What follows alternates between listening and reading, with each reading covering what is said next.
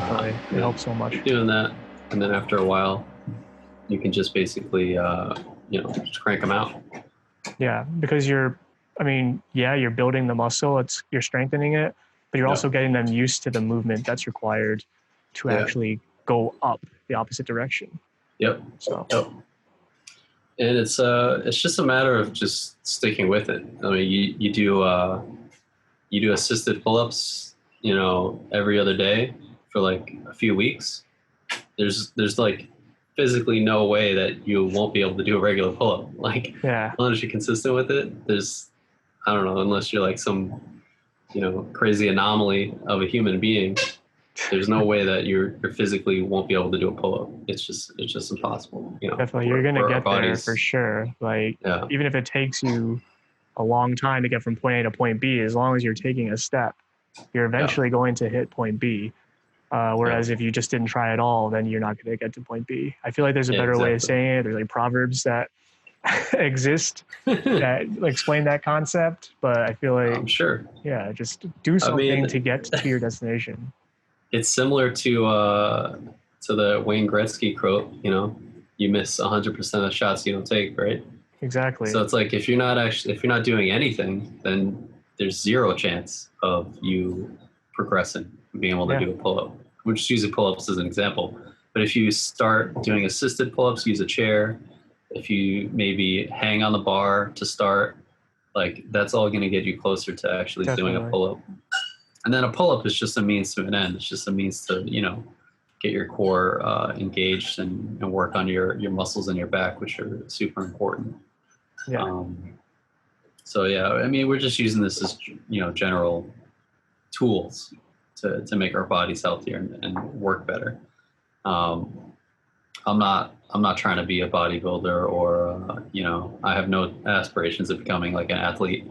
So I'm literally just using these tools to be healthier and to be in a generally good shape, And I just feel better when I work out, and it just inspires me to eat better too. Because it's like I don't want to waste all the work I did on like shit food. Yeah, they kind of go hand in hand. Like you don't want to mess up your like yourself if you've done all this work already, like physically. Like, are you just gonna like throw it away by eating a bunch of junk food? Because you just wasted all that time and effort. And I guess it's the opposite approach too, right? Yeah, you can eat really well, but then are you not gonna do like some sort of physical exercise to supplement it, which would like you're kind of primed and ready to like really start building muscle and like getting healthier. Like you might as well do it. I mean, basically, hang on a second. T is showing some really good chicken in front of me. She's distracting me. Oh man. Thank you. What is that, duck wings? Huh? What is that? It's baked chicken wings. I thought you were hungry. I'm not. Yeah, later. Thank you. What were we talking about? Chicken wings. I just got so distracted.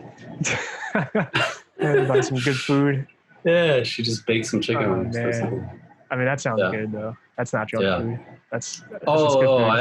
I know what I was saying. So back when I was like working out a lot, I was working out like almost every day. I would be like, all right, let me work out so that I can treat myself to eating like shit. I'll work out a lot. I'll work out extra today so I can have that pint of ice cream later. Yeah. So it's whatever mentality you go at it with. Like it's like if you want to be healthy, use the workouts to inspire you to eat better and to want to be better.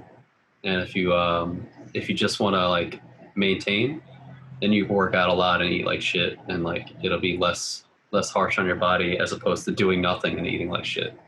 So whatever you're looking for. Yeah, it's so easy to like get caught up in looking at how other people who are successful, like what they're doing, and feel like you can just mimic what they're doing, but you don't really know all of the steps they're taking in the process. Like I remember back like in high school or maybe in middle school even, like there was people that worked out in the gym that I went to, and they were like CrossFit athletes. They were super ripped, super strong. They were entering competitions and stuff. And they would talk about like, I just ate like 2 pints of ice cream today, but I ran it off on the treadmill. I was like, I can do that too then. Like it's totally fine. Except I didn't realize at the time, I don't have the same level of discipline as that other person. So when they're saying they ate 2 pints of ice cream, it's not like they're eating 2 pints of ice cream every day. They're Right. indulging themselves once in a while, and then Yeah. they work it off and they have the discipline to do it. Whereas, the next day, if I was like, all right, I'm going to eat this pint of ice cream and then I'm going to work it off. I eat the pint of ice cream. I feel like shit. I don't want to Yeah. work out, actually. You know what? I I'll don't work wanna out work tomorrow. I'm going to have a pint of ice cream tomorrow, too. I'll work it all Yeah. off. Don't worry. And then it just becomes like a terrible, terrible Yeah. snowball effect. It's a vicious cycle of just like not wanting. Yeah, I totally get that, man. I remember like the first time we ever did the Spartan race. I was like, all these people are like shirtless and they're all super jacked, and I was like asking one guy who was like, yeah, I eat whatever I want, but I just work out a lot, and it's like they just work out 6 days a week. They just always training, constantly training. That's part of their life. That's like their lifestyle is training. It's like, when you get up to make a cup of coffee, they're getting up to do push-ups. You know what I'm saying? Yeah. It's just a mindset that you got to change. If you want like a nice body and you want to feel good, you really have to change that mindset to be consistent in working out. And it's so hard to fall out of it. It's so easy to fall out of that. Like I do that. Yeah. I'm literally the best example of someone who's like usually always in shape, but not really, doesn't really look it because I'm always like eating like crap or I'm like falling off and I'm like not consistent with the workouts. I go on these like huge spurts of like being fit, and then I'll just like go on these like huge spurts of like just letting myself go. And it's just like, I feel like I've gone through that kind of stuff also, probably to a lesser degree, but like I know that there's been points in my life where I'm like really fit, I feel great, and like doing all this great exercises and like doing the Spartan races, other things. I'm great on the tennis court and stuff. And then I go through a period where I'm just completely let myself go, and I'm just sitting there wondering like, what the hell did I do to myself? How did this happen? Yeah. How did it come this God, why are you doing this? Yeah, dude. Yeah. Yo, for real though, I'm so glad we did this, because this quarantine has been super unmotivated for me. Like I haven't been motivated to really work out. I've literally just wake up, go to the couch, go to the desk to work, go back to the couch. And like, that's it. That was my life for like months. And then I was just eating like crap every night, just indulging my sweet tooth.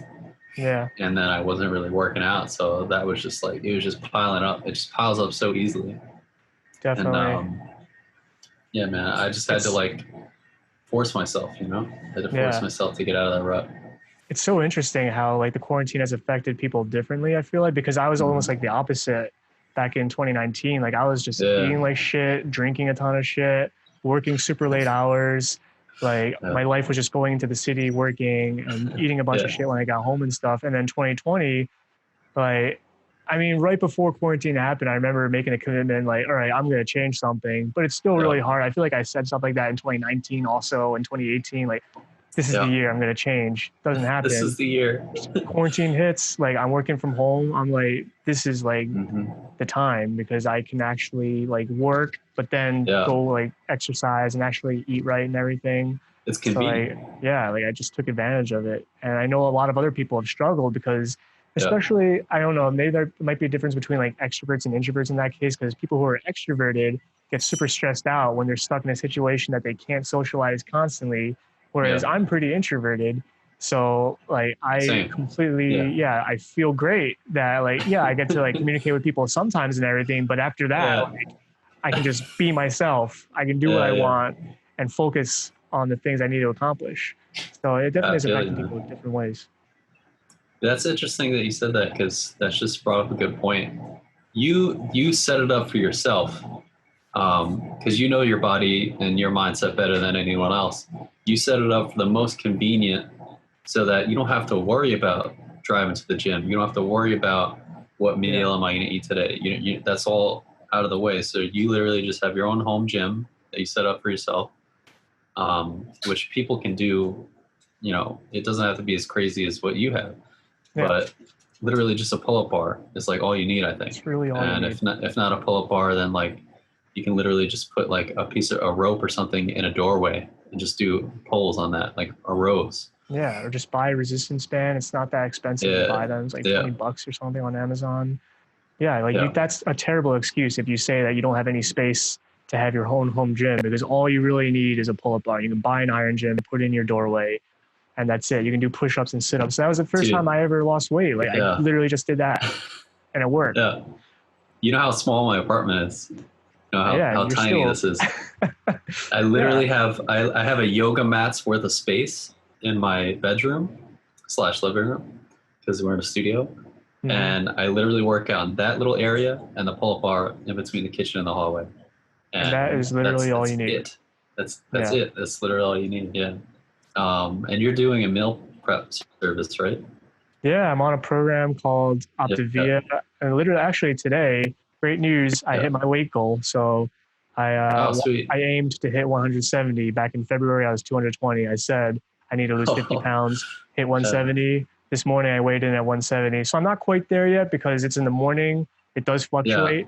So I want to be below 170 by the evening time, which is when I weigh the most. Have you been weighing yourself every morning? Literally every morning, every night. I have been weighing myself since February.